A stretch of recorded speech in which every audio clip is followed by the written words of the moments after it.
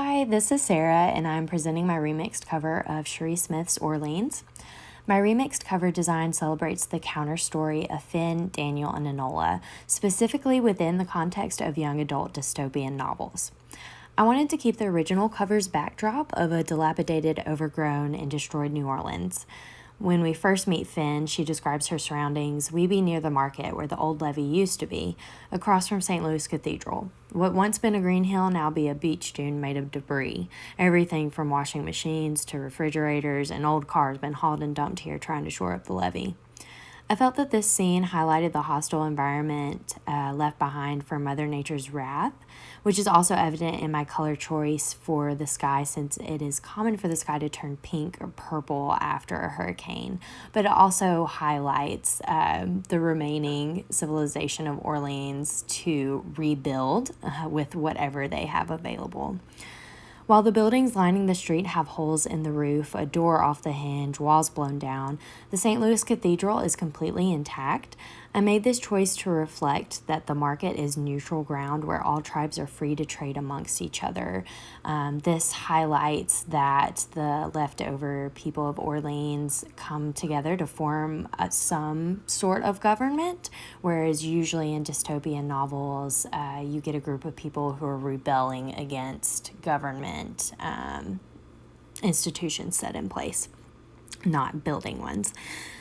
At the forefront of my cover is my depiction of Finn. I wanted to show her hair braided into a bun on top of her head, since it is a source of identity for her as well as connection to her late friend and chieftain Lydia, since Lydia would fix Finn's hair into this style for her. Contrasted to the original cover, you can clearly tell that Finn is black, and if you look closely, you can see areas of lighter pigmentation on her arms to indicate her burn scars. Finn's character contributes to Orleans as a counter story because she is a black female as well as a burn victim.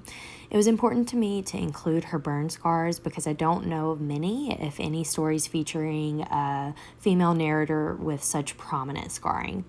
Finn comments on her scars that not everybody got scars like me, but then again, not everybody willing to die.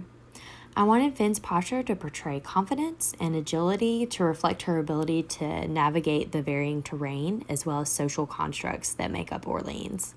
Enola is also on the cover in her sling held by Finn. Enola's character is probably the most important of the book because she represents hope, fertility amongst futility. I quoted Finn on the back cover to highlight the hope surrounding the birth of Enola when she explains while visiting the Ursuline sisters that I don't like this place, it smells like death. I stand outside a minute to take my last few good breaths, then I head inside to find the pregnant woman among the dying. Enola represents life amidst so much death. Because his character plays an equally important role in the book, I drew Daniel in his encounter suit breaching the wall separating the Delta and the outer states, with a couple of sniffer drones hovering overhead on the back cover.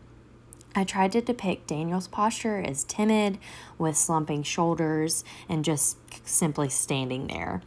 Strapped across his shoulder is the empty vial case where the potential cure for the Delta fever should be. And I summarized Daniel's importance to the story through his reflection that he had never planned on venturing into Orleans, but then he had created the Delta fever virus. So close to a cure, but something was missing, something he couldn't get in the U.S. He needed to go to the source. Orleans presents a common theme featured in dystopian novels of the unraveling of human nature, evident in the burn marks on Finn's arms, gained in an attempt to protect herself from having her blood drained, ultimately placing her in an equally traumatic and harmful situation. This theme of human nature's deterioration into violence and manipulation is also seen in other popular young adult dystopian novels, including The Hunger Games by the games themselves, and Divergent with the gunfights and combat fighting, and The Maze Runner through the murderous grievers planted within the maze. Orleans stands apart from these other dystopian novels mainly through the ending of the book and the platonic relationship between Finn and Daniel. Contrasted to the love triangle in The Hunger Games with Gale, Katniss, and Peeta, the romantic relationship in Divergent between Fort and Triss, and the romantic attraction between Thomas and Teresa in The Maze Runner, Finn and Daniel's rocky acquaintance is refreshing. Traveling together solely to increase chances of survival, Finn and Daniel reach an agreement that Finn will take Daniel to the professors and Daniel will get Enola out of the Delta. Eventually, they do develop a level of friendship and interdependence represented through the symbolic cutting of Finn's hair. When Daniel becomes stranded in the rooftops, Finn decides to cut her hair for rope to save Daniel, a tough decision to make as she contemplates her braids done by Lydia. She treat me like a person she loved. These braids, all I got left of that. Then I think of Daniel down there. These braids gonna have to come out sometime, might as well be now. Finn sacrifices her remaining connection to Lydia, her dear friend and chieftain, in order to save Daniel. This exchange represents the disconnect from her former O-positive tribe in connection to Daniel and Enola as her new tribe. Just the three of us, we be like a tribe. I also highlighted this by having a small synopsis on the back. An O positive, a scientist, and a baby stand against environment, government, and Delta fever. Tribe is life, and this is the Delta. The Delta is still here. I represented this platonic relationship between Finn and Daniel by placing Finn on the front cover and Daniel on the back, instead of having them together in order to avoid misconceptions of a romantic relationship. In my opinion, the novel's ending qualifies Orleans to be a counter-story of young adult dystopian novels through Finn and Daniel's success in getting Enola to the outer states. Contrary to the radical moments featured in The Hunger Games through Katniss leading a revolution, Triss successfully releasing a memory-erasing serum to save a large number of people, and in The Maze Runner when Thomas and his friends escape to a safe haven to start civilization anew.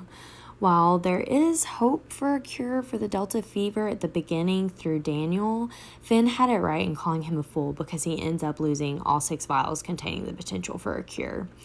There's no cure found, no large amount of lives saved, and by the end of the book, a war is beginning between the blood tribes.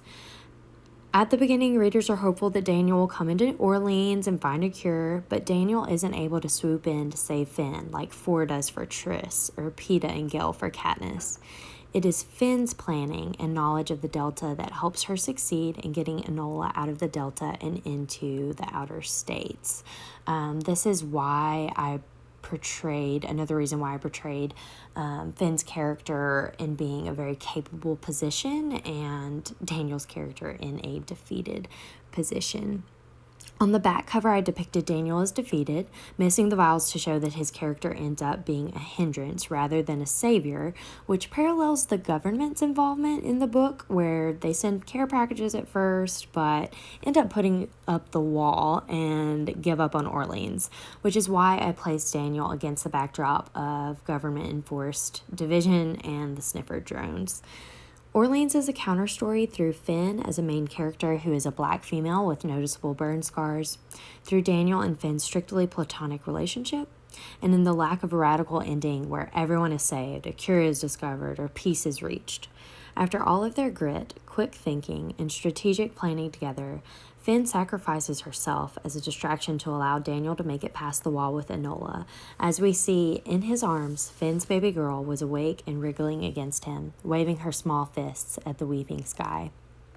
Through this counterstory, there's an emphasis placed on interdependence and working as a community towards a common goal, using individual strengths together for the better. But it also provides a counterstory that one individual doesn't have to save the masses, and I think that's a very interesting thought to consider.